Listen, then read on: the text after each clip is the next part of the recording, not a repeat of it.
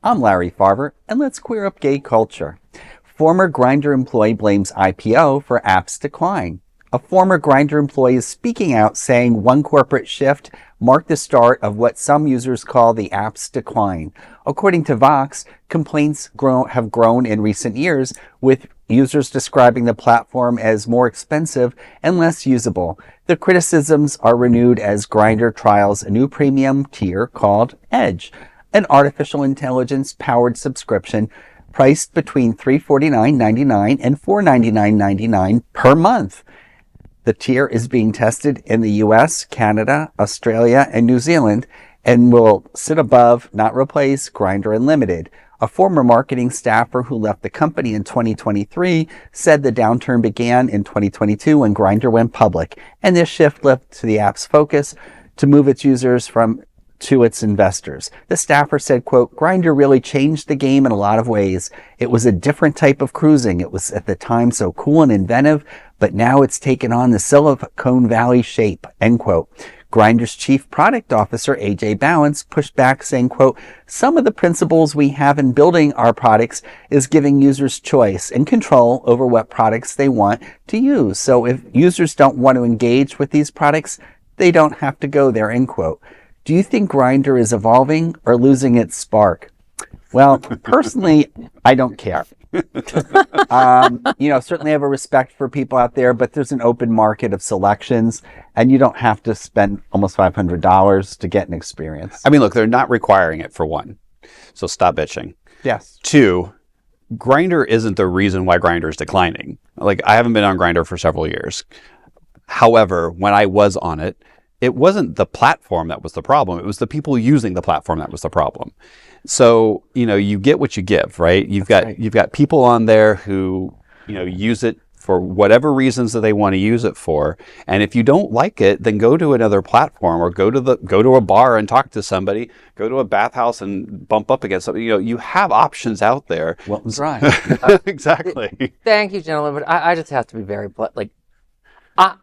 Even if $300 to $400 a month, I don't care. Even if the app gave me a blowjob and did the dishes afterwards, that's still too friggin' high of a cost for a monthly subscription of any kind. That's absolutely absurd. $300 to $400 a month. That is, but okay.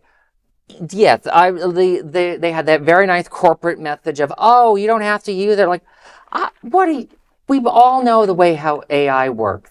If it makes it so that it ends up doing most of the conversation tracking for you, that means the people that don't use it aren't going to be able to talk to anyone eventually. That's what they're going to try and do with this sort of crap. And this is just a reminder that, one, AI is way over unregulated. And the fact that we have no one trying to regulate what you can charge a person in a subscription is also absurd. But to me, I think the biggest part of this is all another example of enshittification. A company, a techie company of some kind, has a nice little product. They get a bunch of people on it. And the moment they try to make it go public or really try to, they just destroy their own product. And this just looks like the beginning of the end for Grindr to me. But that also means that, I think that Scruff and the other nice ones are still out there. So use those kids. I mean, that's what I was saying. You've got options. And I hear what you're saying about the cost, but I mean, we look at, luxury brands that are selling, basically torn up, ripped up t-shirts for $700. Mm-hmm. And we wonder why, major retail brands are going under. So, you either people are going to pay it or they're not, and they'll learn. We call art because someone called it art, not because it was necessarily technically something. Same with pricing. We price things because people will pay for it. And if they pay for it, well, then that's the cost. I think the problem is we have somebody who's left the company who's saying, the IPO ruined the company. Well, no, the times are changing in general.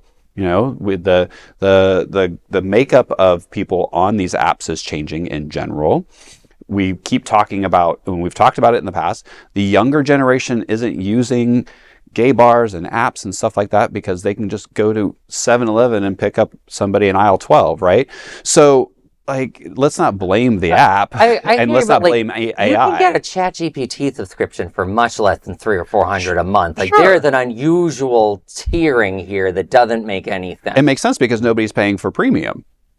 Oh, well, that's a whole other story. Like I said, why pay for Grindr when it gives you just enough people, and the first 10 people that you get anyway are going to ghost you within 10 minutes because it's the perpetual, what's going to be the better next 10. You can tell I haven't been on Grindr in forever because you used to get like 100 people. Right. It's just in general, dynamics are changing. So it is what it is. Well, good luck, Grindr, and on your newest tier.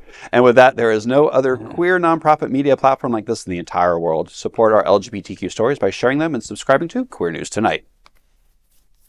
That was an